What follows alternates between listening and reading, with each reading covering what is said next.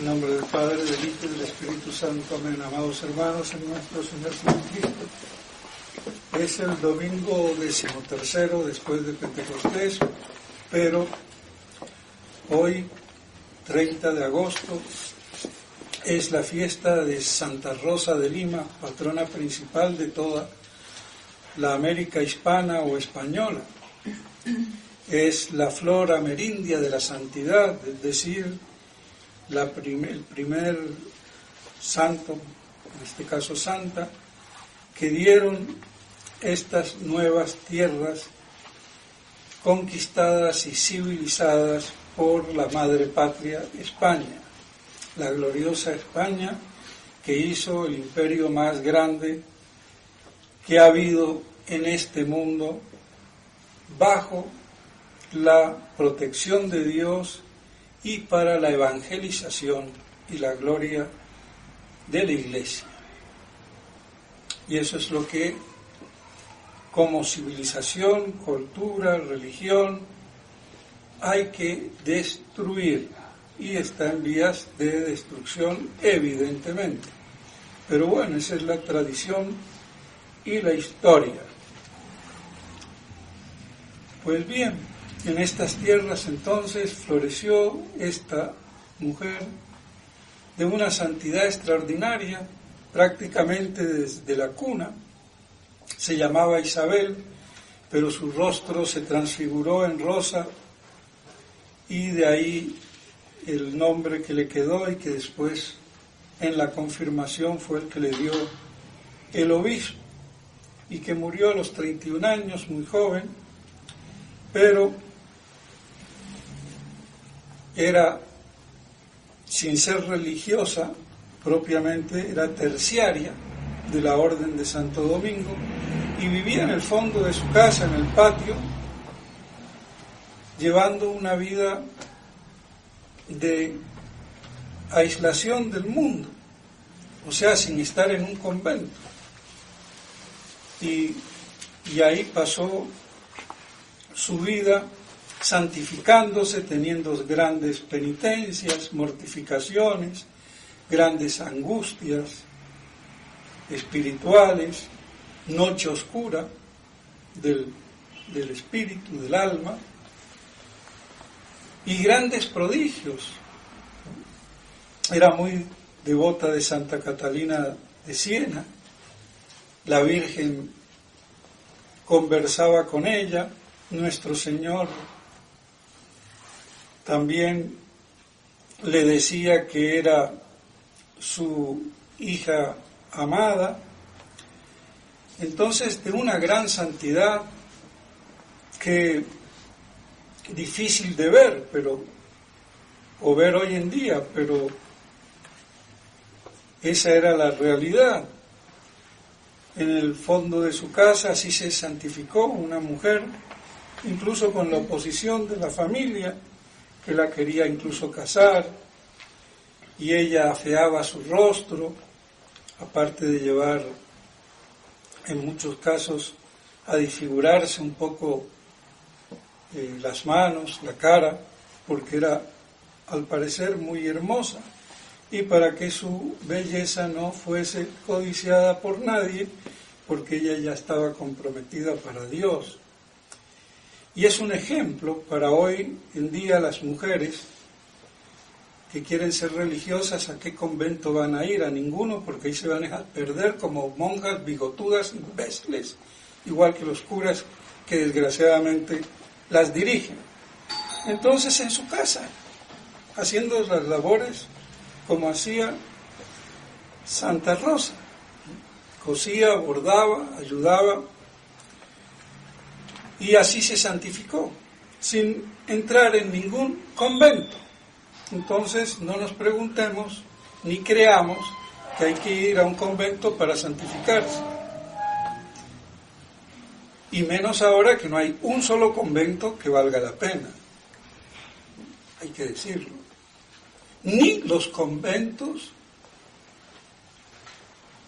que están alrededor de la tradición, ni la vida religiosa de las hermanas de la fraternidad. por el desvío que están siguiendo. ¿Qué vamos a hacer? Así es. Como hoy, ¿dónde van los seminaristas? A ningún lado, quédese en su casa. ¿Sacerdote a dónde? ¿Y para qué? ¿Con qué formación? Es lamentable. No hay ni la pasta, porque la juventud de hoy es floja, no es apta para el sacrificio, para la mortificación, para la lucha, para afrontar la realidad. Unos vidiotas con el celular, el internet, pero denle un hacha, una pala o un machete a ver qué hacen. No hay cuajo. Rebeldía, además de la natural, de la adolescencia, la social. ¿Qué vamos a hacer? Mala formación en la casa. ¿De dónde van a salir los sacerdotes? Sin cuna, sin principios, ni de orden natural ni religioso. No hay palabra, no se sabe lo que es el deber, la responsabilidad.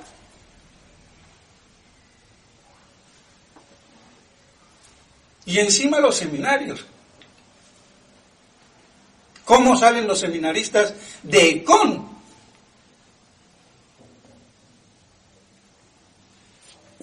Y eso es que trata de guardar la tradición. Y vean lo flojo que sale. Por eso ninguno se atreve a contradecirme. Porque no tienen materia con qué.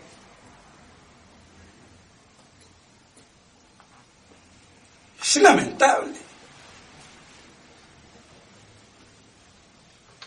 Entonces, ¿a dónde va a ir un seminarista? No puede. Y además, ¿qué obispo lo va a ordenar?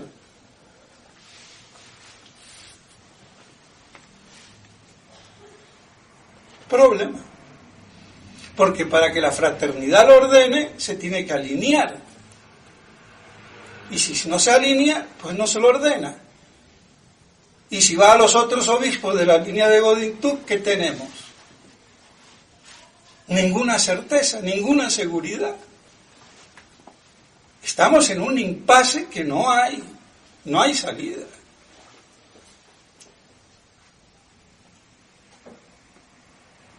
O como todos aquellos, por ejemplo, uno de entre ellos, ahora el último caso, el padre Pfeiffer, que estuvo aquí no hace mucho, ahora obispo.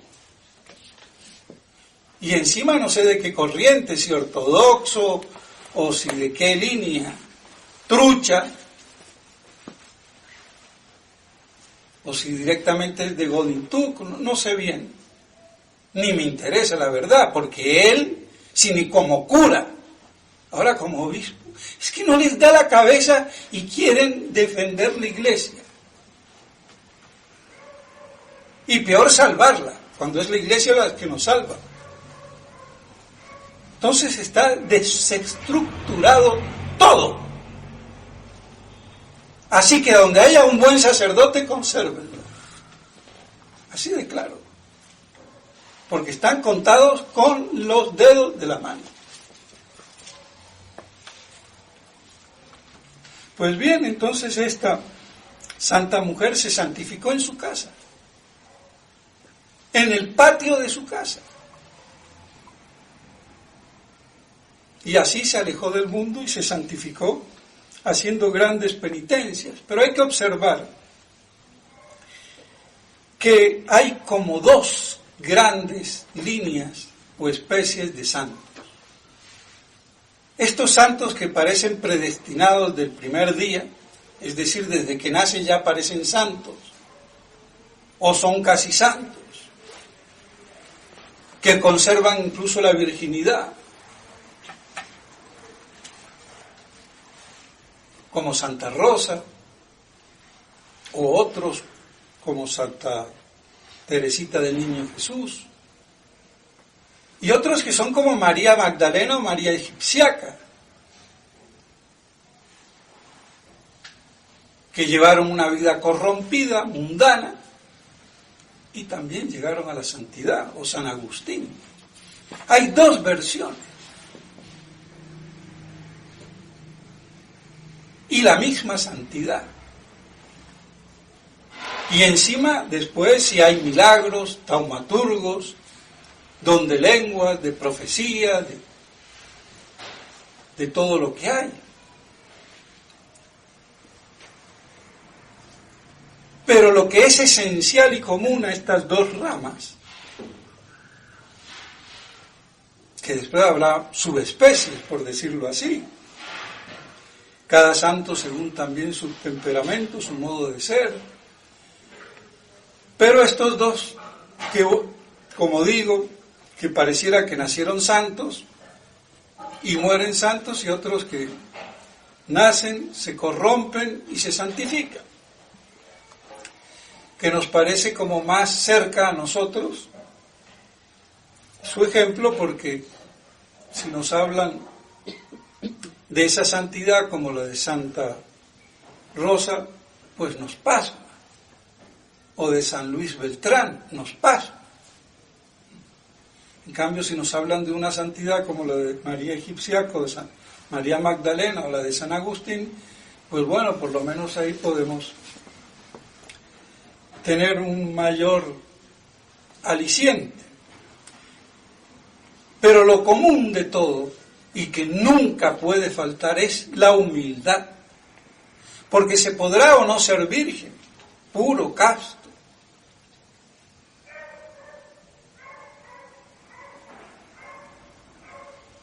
Se podrá no hacer milagros, no tener don de lenguas, que por cierto, terminando como el padrecito Fortea, que con esa cara de idiota, ahora me vengo a enterar que reza en lenguas. Será imbécil. Y dice que es muy tradicional y estudió en el Opus Dei. Es que con esa cara de imbécil, de mamerto que tiene. Y la gente lo sigue porque pone un video y son 50.000, 60.000 personas. Increíble. Así que en lenguas, reza en lenguas. Hay que conocer el Espíritu Santo. Carismático, imbécil. Pero bueno, dicho sea de paso, porque se las da incluso de ejemplo y de muy tradicionalista con su sotana.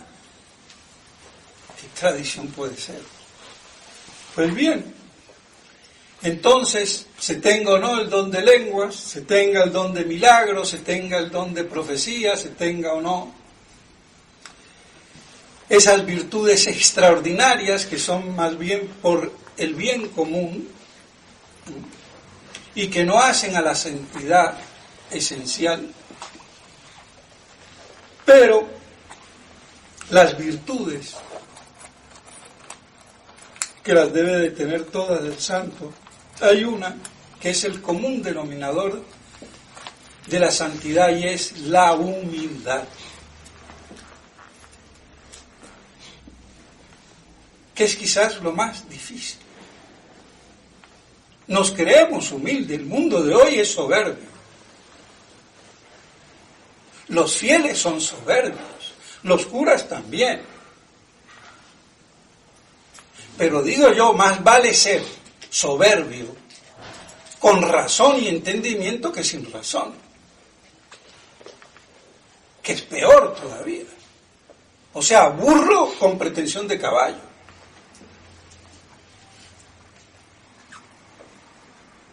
¿Y la soberbia dónde se ve?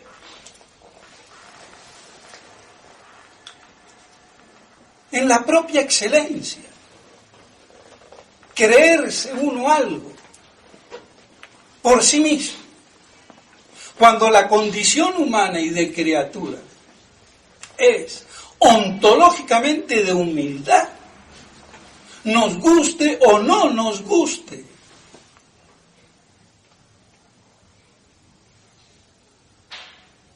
Y por eso el verdadero sabio sabe que nada sabe, que entre más sabe, menos sabe. Hasta el mismo Santo Tomás de Aquino quiso quemar la Suma Teológica porque le pareció paja. Después que la escribió y tuvo ese éxtasis, o visión o lo que fuera, más íntima con Dios. Y es que esa es la condición humana.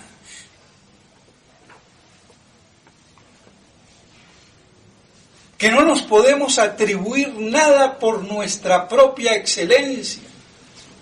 Que los dones que tenemos y la misma vida es dada por Dios. Que somos seres participados, no solamente a alio.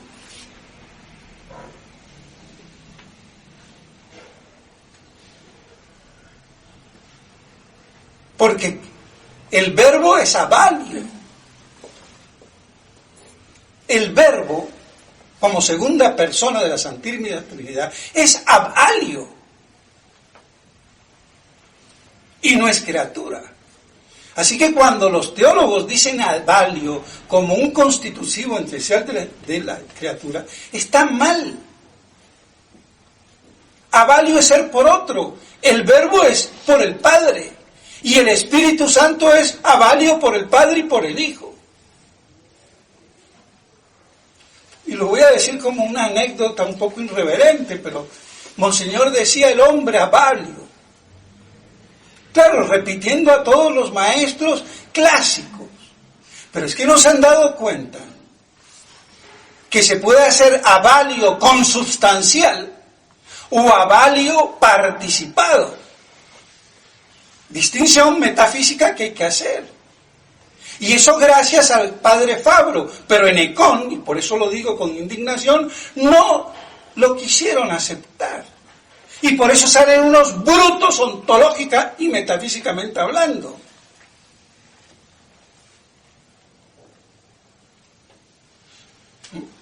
Avalio. El verbo es por el Padre, procede del Padre, pero es consubstancial. Entonces, avalio consubstancial en la Trinidad y avalio participado en la creación. Pero vayan y pídanle eso. ¿Pero a quién? Si ni en el Angélico se habla de eso. Y los que lo saben, pues serán muy pocos, que andan por ahí perdidos. Entonces, que somos seres por participación. Todo lo que tenemos nos lo da Dios. La existencia, la subsistencia, el ser, la naturaleza, el alma, la persona. Es que no tenemos nada nuestro.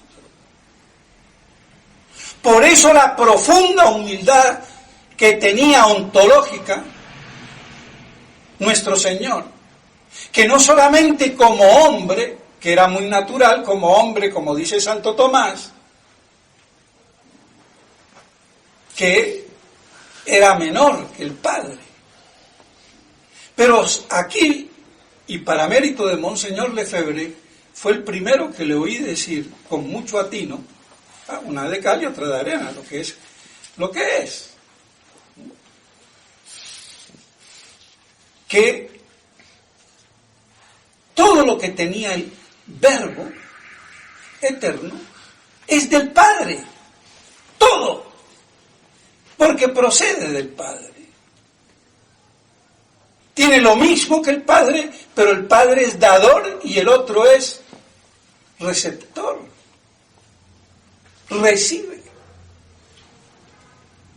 Porque eso es lo que hace el Padre, engendrar, y el Hijo ser engendrado.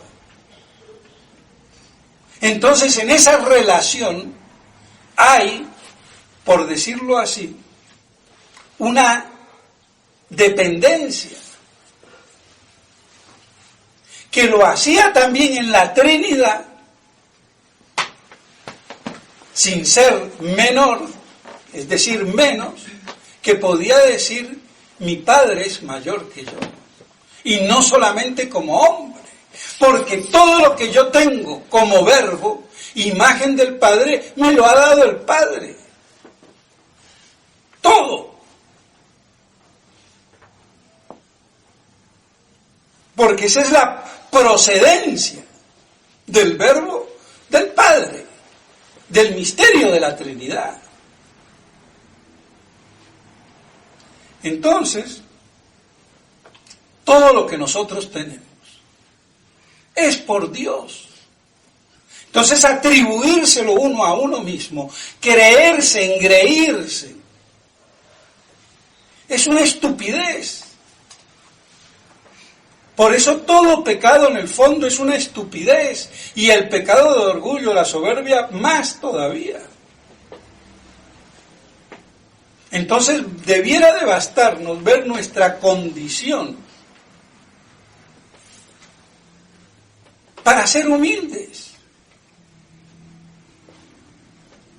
Pero lo vemos como el niño que se cree dueño y rey de la casa porque los papás lo quieren y lo miman, y peor si lo miman porque ya se los monta. Y así pasa con nosotros.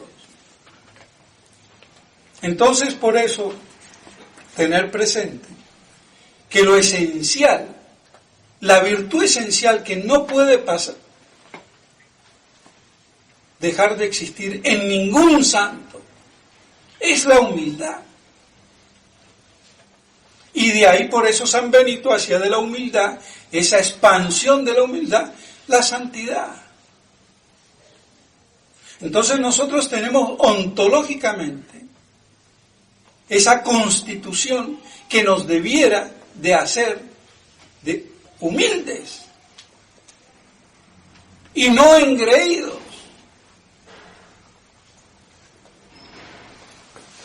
Y el que sabe lo mismo, y su saber, por eso comunicarlo como un bien que se difunde, como Dios difunde el bien. Entonces, muy distinta sería la relación. No podría haber envidia ni aún entre los santos, ni que se le dio más gracia al uno o más al otro, sino la que Dios me dio, yo la aproveché. En el porcentaje, si se quiere así, de la medida que me dio. Y no querer ser más que el otro. Ningún ángel puede ser el uno más que el otro. Hay una jerarquía vertical estricta.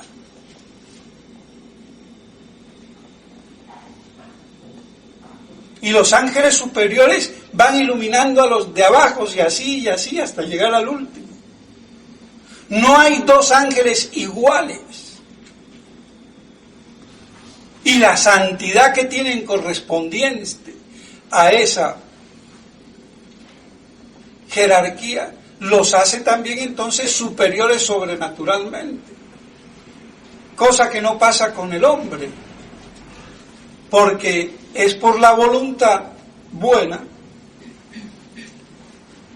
que puede tener una persona que no sea tan inteligente, pero de mejor corazón, y ser más santo que uno superinteligente. Pero en los ángeles no pasa eso. El grado de gracia es correspondiente a su grado de naturaleza angélica. Bien. Entonces, esa humildad debemos recordarla siempre. Y por eso el barro. No venimos de la monachita, del barro.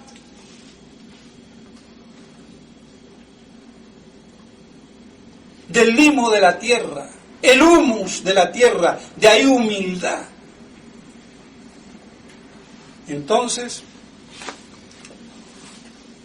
que nos sirvan el ejemplo de los santos y en especial de Santa Rosa de Lima, para que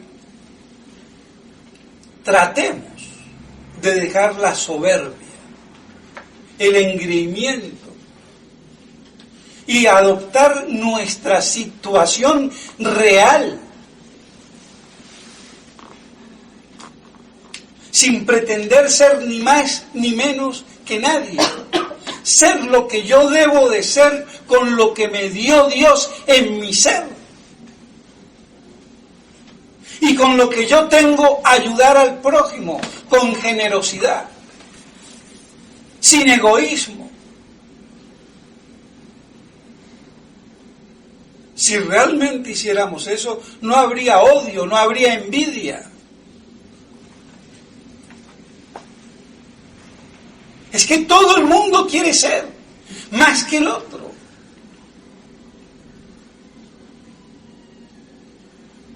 Los ángeles no pueden ser ni más ni menos que el otro. Son lo que son.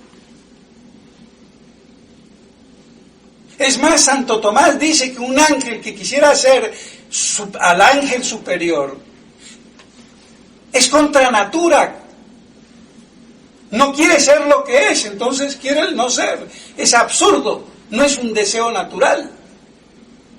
Y nosotros, ¿cuántas veces queremos ser más que el vecino, o más que el rey, o más que el que sea? En vez de ser lo que somos, y en plenitud. Ni más, ni menos.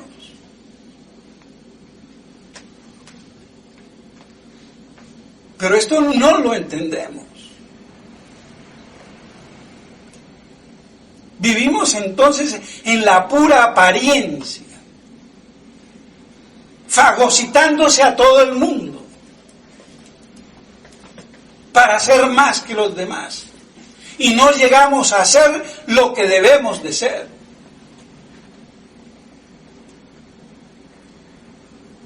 Ese será nuestro juicio.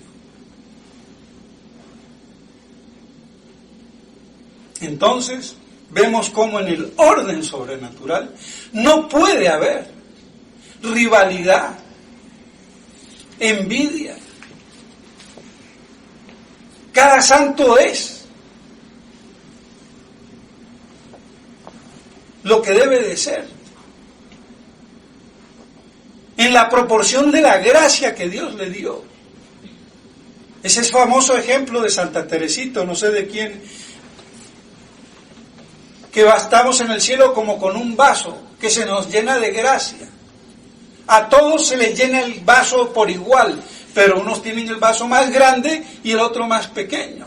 Pero nadie quiere más agua porque no le cabe. La tiene colmada en el vaso que tiene. Es un símil, una comparación que nos puede ayudar. Entonces, que verdaderamente podamos tener la humildad, que es difícil,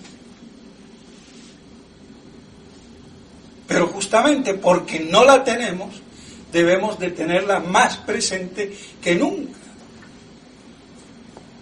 Y es la condición y la virtud esencial de toda santidad, de la especie que sea. Y por eso es el común denominador que nos debe de guiar. Y para eso nos sirve el ejemplo de los santos.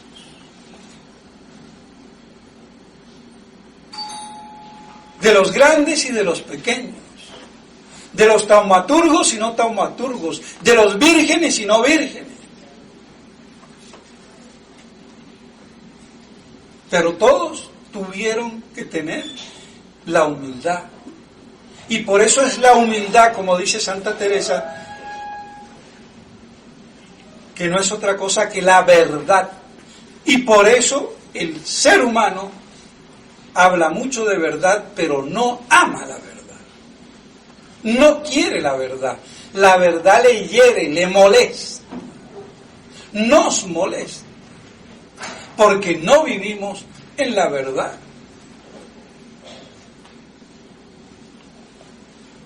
Entonces, mis estimados hermanos, que esto nos ayude un poco a aminorar el orgullo, la altanería, la soberbia,